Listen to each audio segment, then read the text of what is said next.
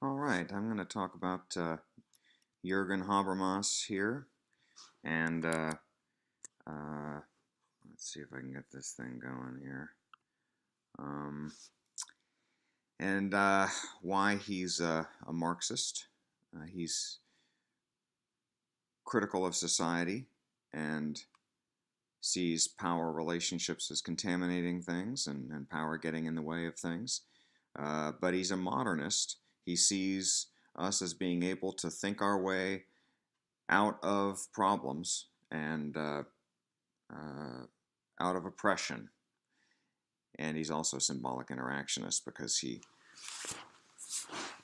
he locates our avenue of liberation in interaction and using symbols, but also coming up with new symbols for what will help us understand what the issues are and what the problems are. We should talk about things and figure out what is getting in the way of a good society. Okay? All right, so I'm going to start off by noting that he has a view that modernism can increase, well, good things, right? And what that is, would that be profit? No, not necessarily. Would that be productivity? No. Would it be health? Maybe. But what he's really talking about is just virtue and goodness and maybe social justice, that kind of thing. And he's saying we can do that through greater rationality and empathy. So it's thinking of things in a critical but logical way, and empathy. Now, why empathy? Why would that be important? How does that help anything to be able to empathize with other people? Empathize with them. Because you can understand their feelings, right? If you're empathizing, you're really understanding how they feel. Not maybe even what they can put into words, or maybe it's more than what they would put into words, but it's a visceral sort of thing, and something qualitatively unique. It's not necessarily logical, but it has a quality to it, feeling does. So Habermas is saying that there's different kinds of rationality, and we're going to note those. And we can use empathy for understanding our way out of bad situations, like oppression. First, there's technical rationality, and this is the way things operate in institutions. The way it would be rational to behave, what you should do, the right answers to questions. It depends on the institution that you're in, and it depends on the goals that you're trying to accomplish. That's the teleological dimension, right? I'm going to try this here. I've never done this before. Let's see. That's the teleological dimension of action. Things are teleological when you're trying to accomplish a goal. And it's also instrumental as well. But teleological means it's defined as good or bad based on that. Okay. Let's see if I can get back to my notes here. Okay, that's right. There's a moral kind of rationality for justice or ethics. And or ethics, right? Social good. It's logical and rational to do certain things if you're after social justice, if you're after ethical behavior. If you want to be a just person, a good person, maybe a person who's going to be viewed as good and just and trustworthy by society or by God or according to religion. That's moral rationality. I think this third kind of rationality is really important because It's what allows us to sort out people that should be listened to and people that shouldn't be listened to. Aesthetic rationality is where you're understanding somebody's feelings and you are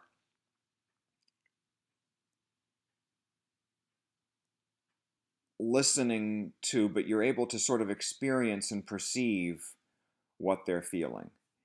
And if it seems fake to you, you wouldn't view it as worthy of listening to. And so it's a clue into whether there's injustice going on. But it's also, he's basically saying there's a reason to have art. There's a reason to have movies and stories and singing that expresses pain, the blues, or just a Verdi opera or something that allows us to experience other people's passions. And that's an aesthetic sort of thing. That's an important part of understanding each other and maybe avoiding stepping on each other's toes. And that's where communicative rationality or communicative action comes in. This is where you have a mutual understanding of each other, and your goal has to be that, and you need mutual understanding for negotiated action. You're going to negotiate the actions that you set out to do, not just decide what it's going to be based on one of the other rationalities. You have to negotiate it with the other person because they're going to be different from you, and there are going to be conflicts there. Here are the following three criteria for communicative action, and then one goal and outcome of it, or an indicator that you're doing the right thing. Okay, the first two are that it's free and open discourse. Freedom of topics, of what to talk about. You can talk about anything. And open discourse in terms of anybody can join. Right? So what you talk about and who can join in the discussion is open and free. To repeat myself there. The goal of the discourse in communicative action, and I guess I should have that labeled here, that's part of his theory, is a shared goal of mutual understanding. You both have to have the goal that you are going to understand the other person, not just get them to understand you. And boy, this is a great, recipe for any good relationship, isn't it? Right? It's not just getting what you want out of it, but understanding that they're getting what they want, and being assured that you're meeting their needs, that kind of thing, and that they don't feel sort of trod upon or anything. And that they're fulfilled, and you need to listen to them to understand that. And so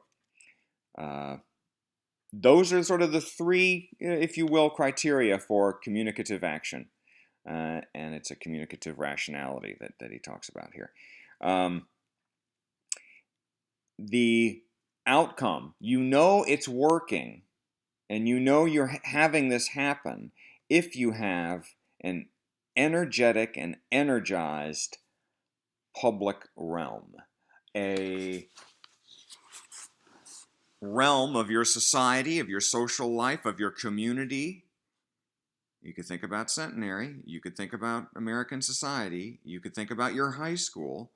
Was there a public realm that was energetic and energizing? Public realm meaning there's free and open discourse there, and people are sharing the goal of mutual understanding, and that's sort of part of the thrill of it. They can interact with other people that are different from them, and they can debate ideas, and, is that happening? Did that happen in your high school, for example? Where did it happen? This is an interesting, question. Where do you get your communicative action? Where do you get your free and open discourse. I got it just the other day, flipping open the New York Times magazine, or something I don't usually look at. I don't get the New York Times anymore, the hard copy. I skip over the magazine, but my dad had it in the house, and I flipped it open, and there were letters to the editor. Well, I'm not particularly interested in those particular topics, but I just started reading it, and oh, wow, oh, that's really interesting. Oh, Google is not too big because it sells advertising. It doesn't sell the product. The product's available to everybody. It's a free product. And so just the discussion of those ideas on the editorial page was really interesting to me. And so that's part of a public realm. Journalism, people writing into newspapers, even just the article itself that reflects other people's opinions and so on. And then you go out and you talk about the article. Where would you do that? Would you talk about the article at the CAF, for example? Well, the CAF would then be part of the public realm. Or are there things that intrude on your discussion of important things? You know, the world. Are we being ethical? You know, should we do this or that? Should we buy bigger cars or smaller cars? Should we invade Afghanistan? Should we do this or that? All of that, he says, needs to be talked about. And he's got a problem with it that we don't have places to talk about it as much anymore. Okay, let's go on to our life world, the life world. Husserl is the philosopher that he gets this from. And he has his own view of the life world. It's hard not to view this as just culture, by the way.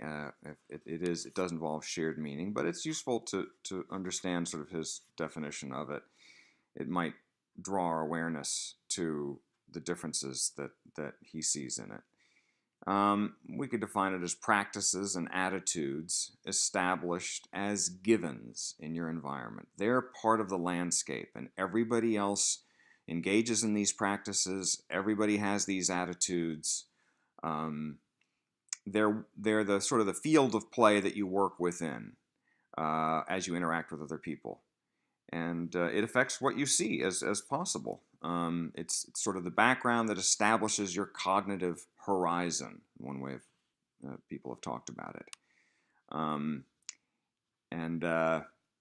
Also that it, so it's your universe. It's your, and that's your sort of culture as well. But it's a culture that's in the making, and this is where he is a symbolic interactionist as well, you could say. Those practices and attitudes, well, those are sedimented meanings. I love that word. I'm going to use it too. Other people have used it. He's used it, and it's the idea that it's sediment that piles up and sort of accrues, it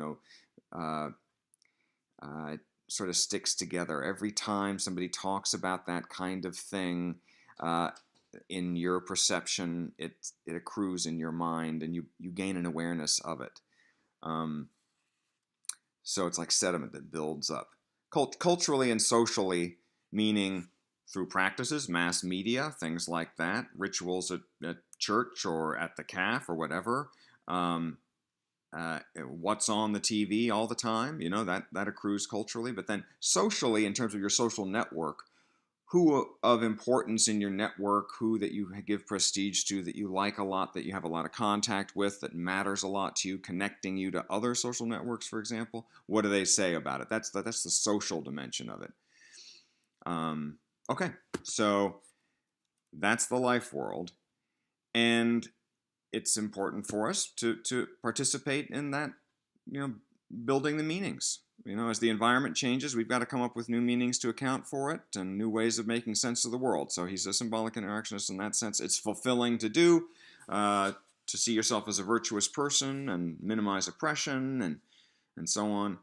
But there's a problem, okay? And it's institutional arrangements and institutional systems, and that can let things get out of hand. And those are instrumental systems. Stuff like a company, a corporation, or a college that has a GPA that you care about. That's a way of arranging our work and rewards and our performance for the sake of other systems, right? That GPA. That would be a steering media. That would be a medium for evaluating our performance. So all instrumental systems have steering media as organizational mechanisms, means of organizing each other, us, right? You're going to get hired if you have a better GPA. You're going to get into that grad school and so on if you have a better GPA. But if you let it run your life, that's a problem. But it's used in decision making, right? It's just like one example would be money in business, right? Keeping track of the dollars and so on, and profit in business. It's used to organize things there.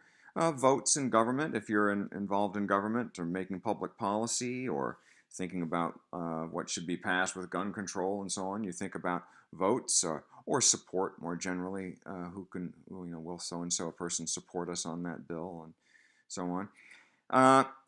Or maybe the reliability of knowledge and I was sort of thinking, well, okay, well, what does science do? Well, that's what it does. It's after producing reliable knowledge. On the heels of Patricia Hill Collins, and we see differences in the systems of knowledge production used by the dominant institutions and those that people have been excluded from, like black women. But steering media develop as a way of organizing relationships in action. This is very similar to Niklas Luhmann's media of communication, who's a great systems theorist, sociological theorist, who died not too long ago at all. He's sort of a contemporary of Habermas, a recent sociologist. And he said, you develop these patterns of relationships and activity, and you develop a way of sort of simplifying the action, and you simplify the action by developing media of relating to each other. So, for example, in family, love can be the sort of the logic. That's what we're talking about. That's what this is all about. Are people getting enough love? Should I do this or that? Well, it's based on love for that person. Or victories in some other kind of organization. It could be a political party. It could be a team, right? An athletic team. Quality of performances, for the choir or for a musical group, and the quality of the audiences and the prestige of the venues and so on. They become ways of evaluating what they should do, who they relate to, and so on. But it simplifies things. And it's also like Bourdieu's fields of power, fields of meaning within which you're competing. You're competing within that field, or you're evaluating things within that field. It's sort of a coloring, a tinting of the organization, whatever the activity is. Okay. The problem is they can make sense on one level for maybe that institution, but they don't make sense elsewhere. To think about, the bottom line and making money and so on might make sense if you're an investor or you're looking to make money or something like that, but not elsewhere.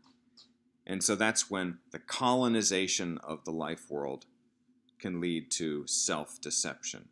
This is where he's a Marxist. He'll say, you're deceiving yourself if you think that your life is good or this moment is good because of money in some way, right?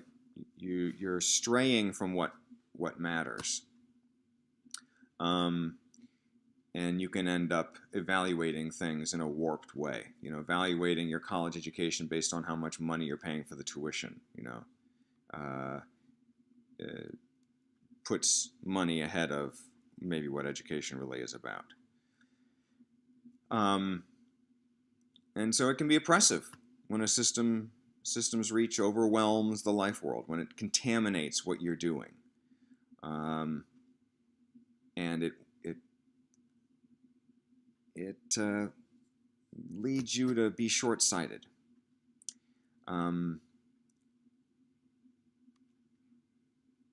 You're using instrumental logic with teleological action. You're getting overly goal-oriented,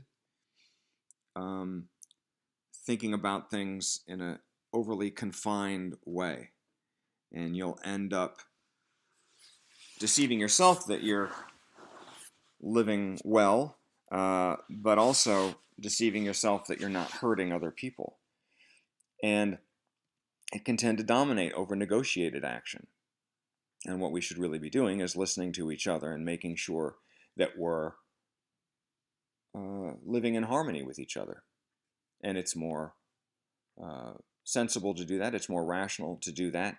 In terms of going back to all those other kinds of rationality, if you look back at your notes there, or however you're going to use it, technical, instrumental action and rationality is helped by being more open to other people, being more socially just, by understanding their authentic feelings through aesthetic rationality, and by being able to engage with other people through communicative action and empathizing with them. You'll have a better partnership in business, in other words, sort of, if you do all those things, if you engage in all those things. So it helps communicative action especially. You know, we used to say, let's go get a cup of coffee, right? Let's just go get a cup of coffee. Let's just hang out. Let's just, chew over the day's, gossip, or just talk, right? Visit, just visit, right? And he says we've run out of those spaces because we've become overly teleological, overly concerned with money, overly concerned with shopping and being entertained and going place to place efficiently. We don't walk together for the sake of walking and visiting. Well, let's just walk there. We could just walk there and we can visit along the way. Well, no, it's more efficient to drive there. So I'll take my car, you take your car, and we'll meet there, or something like that. So he'd say, do it, right? Engage in communicative action and lay down some sediment, baby, and talk about, the new kinds of meanings that should be developed. We talked about Francis McDormand and the inclusion rider, and the way that we ought to be aware of that. This is a possibility in any contract you have, and that includes you guys when you enroll in school. You could make demands. I insist that the centenary, has take the following steps if I'm going to go to your school, something like that. And that would be new sort of understanding where the life world intrudes back on the instrumental system and claims more of its space based on that's where we live, and that's what we feel, and that's what we want, a socially just world. So he's a Marxist. He's a modernist because he believes we can rationally think our way out of oppression. And he's a symbolic interactionist because he believes that we do it in the course of interaction. And communicative action, man, a lot of people love that theory, and it makes sense to them. Hope it does to y'all too. Okay, hope you've enjoyed this little condensed lecture. Bye.